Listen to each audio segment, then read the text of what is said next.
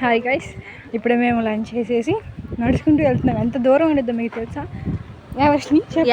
చాలా దూరం ఉంటుంది గైస్. చాలా దూరం గైస్, కొండెక్కినట్టు ఉంటుంది. మీకేం తెలుసు? మీరు ఇంట్లో ఉంటున్నారు, ఆఫీస్లో ఉంటున్నారు, మేము ఎండలో వచ్చేస్తున్నాం. ఎండ చూడండి, సూర్యుడు బగబగా మండిపోతున్నాడు. కాస్త కూడా జాలి చూపించట్లేదు మా మీద.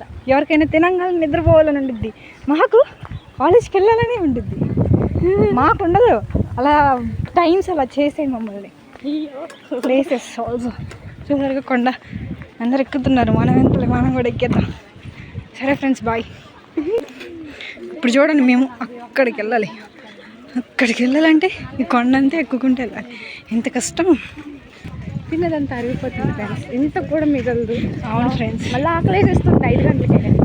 స్నాక్స్ అవన్నీ మేము తినాం ఫ్రెండ్స్, బికాజ్ అంత దూరం మళ్ళీ మేము మెసేజ్కి వెళ్ళలేము.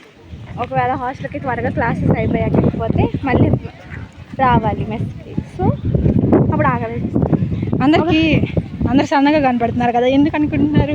ఇదంతా నడిచి సన్నగా అయ్యారు. లావు ఉన్న వాళ్ళు కూడా సన్నం అయిపోతారు ఫ్రెండ్స్. మీకు అంతగా కావాలనుకుంటే మంచి మార్క్స్ తెచ్చుకొని ఇక్కడికి వచ్చేయండి. Yes friends.